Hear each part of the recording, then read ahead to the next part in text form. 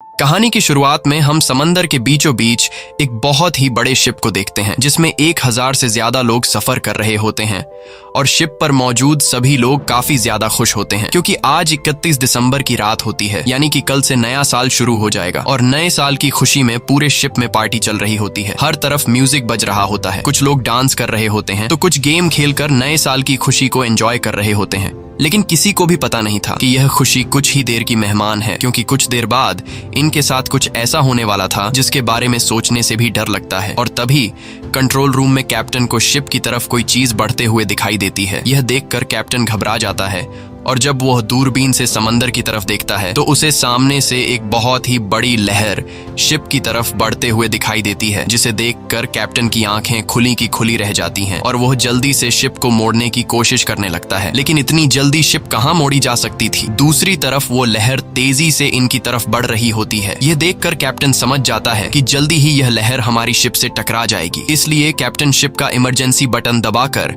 सभी लोगों को आने वाले खतरे के लिए वार्न कर देता है। और शिप में मौजूद लोगों को जब पता चलता है कि जल्दी ही हमारे शिप से एक बहुत ही बड़ी लहर टकराने वाली है तो सभी लोगों के बीच हलचल मच जाती है और लोग यहाँ वहाँ भागने लगते हैं। लेकिन किसी के पास भी छिपने की जगह नहीं थी और तभी एक बहुत ही बड़ी लहर शिप से जोर से टकराती है। ये टकराव इतना तेज होता है कि कुछ लोग तो एक ही झटके में मारे जाते हैं और शिप दूसरी तरफ उलट जाती है, यानी कि जो हिस्सा ऊपर था वो नीचे चला जाता है और जो जमीन थी जहाँ पर लोग पार्टी कर रहे थे वो हिस्सा ऊपर आ जाता है। शिप के पलटते वक्त सामान दूसरी तरफ गिरने लगता है, जिसमें कई सारे लोग भी उड़ते हुए सामने की दीवार से टकराकर मारे जाते हैं। कुछ लोग पानी में गिरकर मारे गए और कुछ लोग शिप में होने वाले ब्लास्ट की वजह से मारे गए। साथ ही शिप के कंट्रोल रूम में पानी भरने की वजह से वहां पर जितने भी ऑफिसर थे वो सभी मारे जाते हैं। अब यहाँ हम शिप के अंदर का सिचुएशन देखते हैं, जहां सारी चीजें यहाँ वहां बिखरी पड़ी हुई थी और हॉल में मौजूद सभी लोग काफी परेशान होते हैं क्योंकि इनमें से कई लोगों ने अपनों को खो दिया था। कुछ देर बाद हॉल में शिप का एक ऑफिसर आता है और सभी को बताता है कि हमारे पास एक अच्छी खबर है और एक बुरी खबर है। बुरी खबर ये है कि हमारे शिप से एक बहुत बड़ी सुनामी की लहर टकराई है, जिस वजह से ये शिप पलट गया है। इसीलिए अब यहाँ से कोई भी नहीं निकल सकता क्योंकि शिप से बाहर निकलने का रास्ता नीचे पानी में डूबा हुआ है। और अच्छी खबर यह है कि हमारे ऑफिसर्स ने लहर के टकराने से कुछ मिनट्स पहले रेस्क्यू टीम को खबर कर दी है। इसीलिए अब किसी को भी परेशान होने की जरूरत नहीं क्योंकि रेस्क्यू टीम जल्द हेलीकॉप्टर लेकर यहाँ पर पहुंच जाएगी और हमें बचा लेगी। इस दौरान हम शिप के अंदर एक आदमी को देखते हैं जिसका नाम डेलन है। डेलन पहले यूएस नेवी में हुआ करता था, इसीलिए डेलन समझ गया था कि हम लोग यहाँ समंदर के बीचों बीच फंस गए हैं। यहाँ रेस्क्यू टीम को आने में काफी टाइम लगेगा, इसलिए मुझे खुद ही कुछ करना होगा। और वो सामने की दीवार पर लगे शिप के मैप को देखकर यहाँ से बाहर निकलने का रास्ता ढूंढने लगता है। लेकिन उसे कोई भी बाहर जाने का रास्ता नहीं दिखाई देता क्योंकि जो रास्ता यहाँ से निकलने का था वो पानी के नीचे डूब गया होता है। अब यहाँ डेलन हिम्मत नहीं हारता और वो यहाँ से निकलने के लिए एक मरे हुए आदमी के पास जाकर उसकी जेब से जरूरत की कुछ चीजें निकाल लेता है। तभी उसके पास एक छोटा लड़का आता है और वो लड़का पूछता है कि आप क्या कर रहे हो, जिस पर डेलन बताता है कि मैं यहाँ से बाहर निकलने की तैयारी कर रहा हूँ। ये सुनकर बच्चा कहता है कि आप यहाँ से नहीं निकल सकते क्योंकि कुछ देर पहले शिप के ऑफिसर ने बताया कि शिप पलटने की वजह से यहाँ से निकलने का कोई भी रास्ता नहीं है। तब डेलन कहता है कि यहाँ से निकलने का एक रास्ता है जिसके लिए मुझे ऊपर जाना पड़ेगा। तभी उस लड़के की मॉम वहां पर आती है और वो लड़का अपनी मॉम को बता देता है कि डेलन को यहाँ से निकलने का एक रास्ता पता है। तब इस बच्चे की माँ डेलन से पूछती है कि क्या सच में तुम्हें यहाँ से बाहर निकलने का रास्ता पता है, जिस पर डेलन हाँ में जवाब देता है। तभी वहां पर एक बिजनेसमैन और एक बूढ़ा आदमी आते हैं और इन दोनों को भी पता चल जाता है कि डेलन यहाँ से बाहर निकलने का रास्ता जानता है। तब वो बूढ़ा आदमी डेलन से कहता है कि मैं एक आर्किटेक्ट हूँ, मुझे पता है कि इस जहाज को किस तरह से डिजाइन किया गया है और मेरे हिसाब से इस जहाज को ऐसे नहीं बनाया गया कि यह उल्टा होकर पानी के ऊपर तैर सके और अब यह जहाज धीरे धीरे नीचे पानी में डूब रहा है। अगर हम लोग जल्द ही यहाँ से नहीं निकले तो हम सभी मारे जाएंगे। अब यहाँ इनके साथ जो बिजनेसमैन होता है वो डेलन से कहता है कि मैं भी तुम्हारे साथ जाना चाहता हूँ। तब डेलन ना में जवाब देता है और कहता है कि मैं अकेले काम करता हूँ, जिस पर वह बिजनेसमैन कहता है कि हमें मिलकर एक साथ यहाँ से बाहर निकलने का रास्ता ढूंढना चाहिए। अगर हम अकेले यहाँ से निकलने की कोशिश करेंगे तो हम सभी मारे जाएंगे। तब बाकी लोग भी डेलन से कहते हैं कि यह आदमी ठीक कह रहा है, हमें एक साथ मिलकर बाहर का रास्ता ढूंढना चाहिए, जिस पर डेलन इन सब की बात मान जाता है। अब यहाँ वो बिजनेसमैन शिप के एक वेटर को बुलाकर उससे कहता है कि यहाँ से ऊपर जाने का शॉर्टकट रास्ता कौन सा है। तब वो वेटर कहता है कि शिप के ऑफिसर ने मुझे यहाँ से बाहर निकलने का रास्ता किसी को बताने से मना किया है, क्योंकि वह रास्ता बहुत ही खतरनाक है। वहां से जाते हुए तुम लोगों की जान जा सकती है। तब वो बिजनेसमैन वेटर से कहता है कि तुम एक साल में जितना कमाते हो मैं तुम्हें उससे दोगुने पैसे दूंगा, लेकिन इसके लिए तुम्हें हम लोगों को यहाँ से बाहर निकलने का रास्ता दिखाना होगा, जिसके लिए वो वेटर मान जाता है। और अब ये सभी लोग ऊपर की तरफ बढ़ने लगते हैं। ये लोग उस जगह पर जाना चाहते थे जहाँ पर शिप के बड़े बड़े पंखे होते हैं, क्योंकि यहाँ से निकलने का सिर्फ यही एक रास्ता था। अब ये लोग जब ऊपर जा रहे होते हैं तब नीचे हॉल में मौजूद सभी लोग इन लोगों को ऊपर जाते हुए देख लेते हैं। यह देखकर ऑफिसर सभी लोगों से कहता है कि यह लोग बेवकूफ हैं जो ऊपर जा रहे हैं, क्योंकि ऊपर इनका मौत इंतजार कर रहा है। लेकिन ऑफिसर ये नहीं जानता था कि अब यह शिप धीरे धीरे नीचे पानी में डूब रही है, जिस वजह से कभी भी यहाँ हॉल में पानी भर सकता है। अब यहाँ ऑफिसर गार्ड्स को सभी दरवाजे बंद करने को कहता है ताकि पानी अंदर ना आ सके, और जो कुछ लोग ऊपर गए हैं वह भी अंदर ना आ पाए। वहीं दूसरी तरफ यह लोग आगे बढ़ रहे होते हैं और तभी इन लोगों को रास्ते में कुछ लोगों की डेड बॉडी भी जमीन पर पड़ी हुई दिखती है,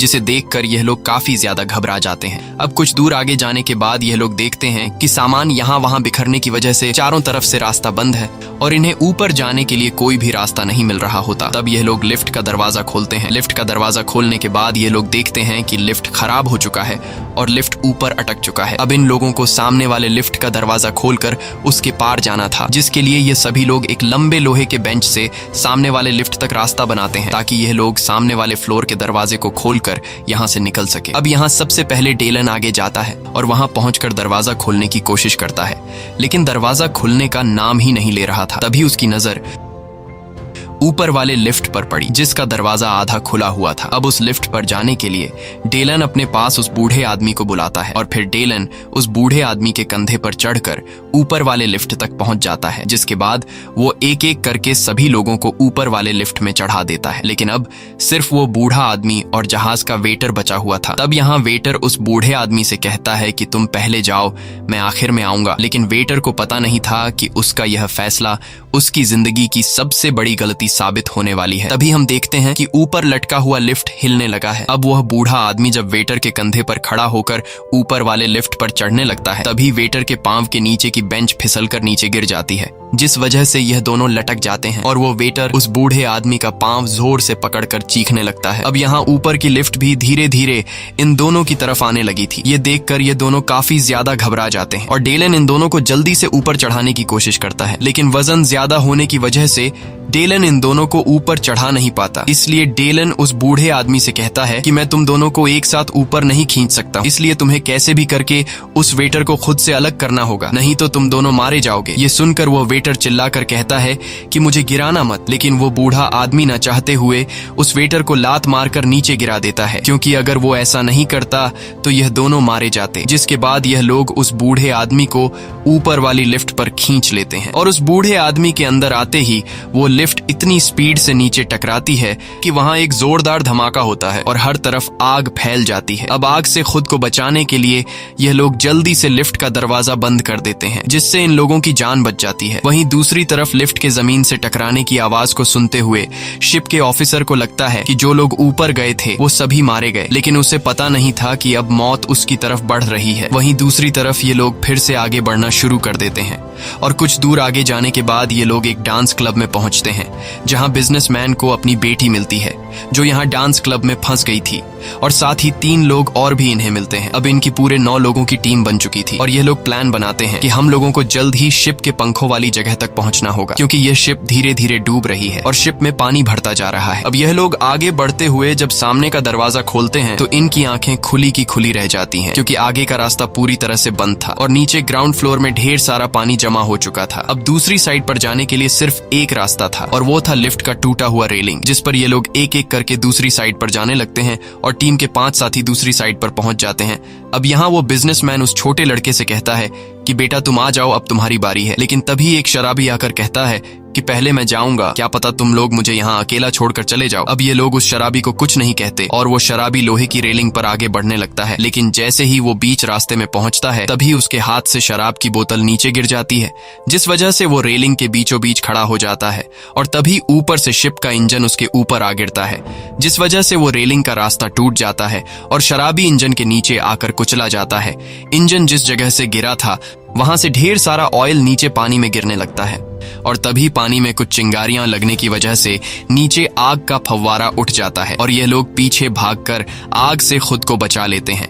लेकिन अब यह लोग बहुत ज्यादा परेशान हो जाते हैं क्योंकि इंजन गिरने की वजह से रेलिंग का रास्ता टूट गया था और नीचे पानी में आग लग चुकी थी, इसलिए इन्हें अब दूसरी साइड पर जाने का कोई भी रास्ता नहीं मिल रहा था। और अगर जल्द यह लोग दूसरी साइड पर नहीं गए तो शिप में पानी भरने की वजह से यह लोग यहीं पर मारे जाएंगे। अब यहाँ किसी को भी समझ नहीं आ रहा होता कि हमें क्या करना चाहिए और तभी डेलन के दिमाग में एक आइडिया आता है। वो एक लंबे पाइप को लोहे के रॉड के साथ बांधकर खुद नीचे पानी में कूद जाता है और पानी में कूदने के बाद आग उसे छू तक नहीं पाती क्योंकि उसे पहले से पता था कि आग पानी के ऊपर है, इसलिए वो आसानी से पानी के नीचे तैरते हुए दूसरी साइड पर पहुंच जाता है और वहां वो पाइप को दूसरे लोहे के रोड के साथ बांध लेता है और इस तरह से डेलन बाकी बचे लोगों के लिए दूसरी साइड पर आने का रास्ता बना लेता है। जिसके बाद वो बिजनेसमैन अपने कंधे पर उस बच्चे को बैठाकर पाइप से लटकते हुए दूसरी साइड पर आ जाता है और अब ये लोग फिर से आगे की तरफ बढ़ने लगते हैं। वहीं दूसरी तरफ हम हॉल में मौजूद लोगों को देखते हैं जहां अब शिप में ज्यादा पानी भरने की वजह से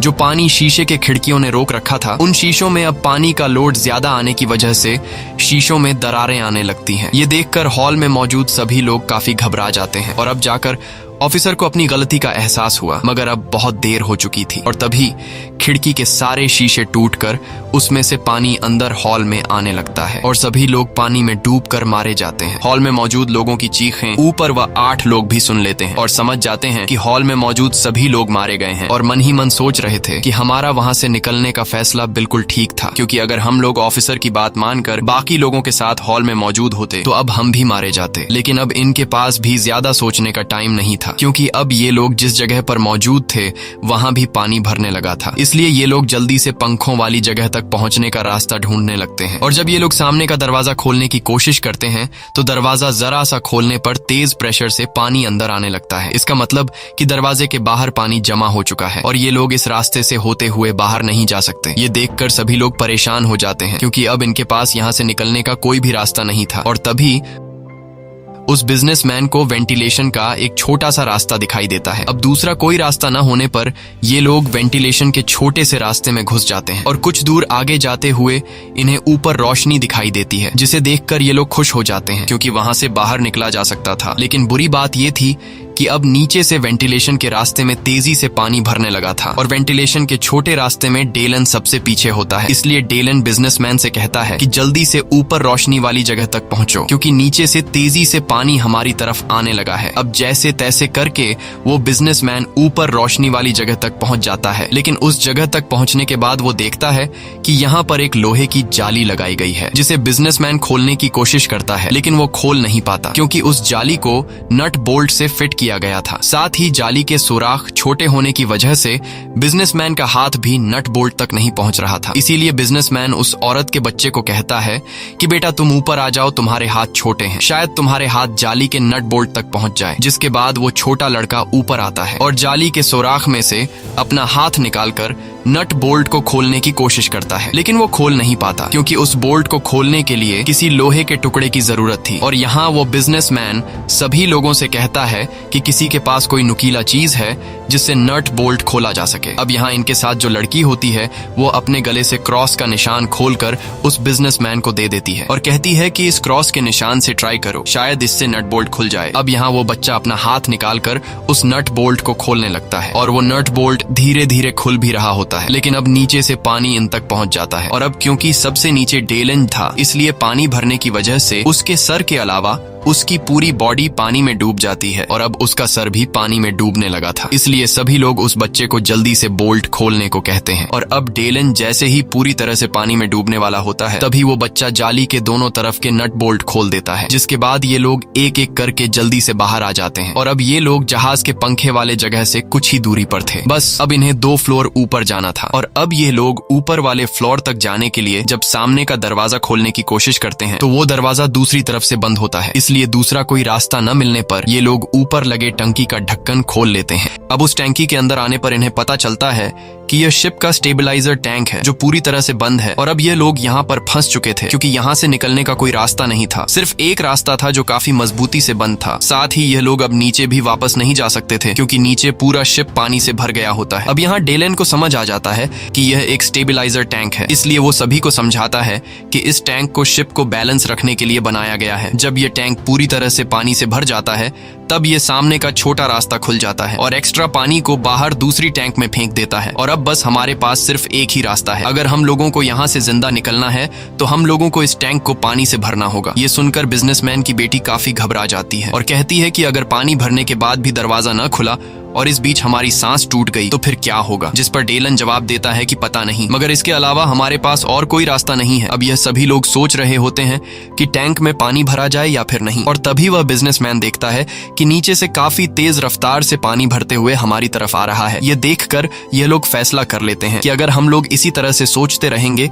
तो नीचे से पानी भरने की वजह से हम लोग वैसे भी मारे जाएंगे, इसलिए क्यों न सामने का वॉल खोलकर इस टैंक को पानी से भर दें। जिसके बाद डेलन और बिजनेसमैन मिलकर सामने का बड़ा वॉल खोल लेते हैं जिससे टैंक में पानी भरने लगता है और देखते ही देखते पूरा टैंक पानी से भर जाता है, मगर अभी भी सामने का दरवाजा नहीं खुलता। ये देखकर सभी लोग बहुत ज्यादा मायूस हो जाते हैं और समझ जाते हैं कि अब हमारी मौत पक्की है। लेकिन तभी टैंक पर पानी का प्रेशर ज्यादा होने की वजह से सामने का दरवाजा खुल जाता है और एक ही झटके में यह सभी लोग दूसरी टैंक में शिफ्ट हो जाते हैं। लेकिन मुसीबत अभी खत्म नहीं हुई थी क्योंकि यहाँ पहले से पानी भर चुका था और अब इन लोगों को ऊपर वाले फ्लोर पर जाने के लिए पानी में तैर कर जाना होगा। जिसके बाद सब लोग गहरी सांस लेते हैं और दूसरी तरफ तैरते हुए जाने लगते हैं। लेकिन यहाँ सबसे आखिर में जो लड़की होती है वो जब आगे बढ़ रही होती है तो तभी उसके कपड़े एक तार में अटक जाते हैं जिससे वो वहीं फंस जाती है। अब जब वो लड़की तार से खुद को छुड़ाने के लिए जोर लगाती है तो तभी उसका सिर सामने के नुकीले लोहे से टकरा जाता है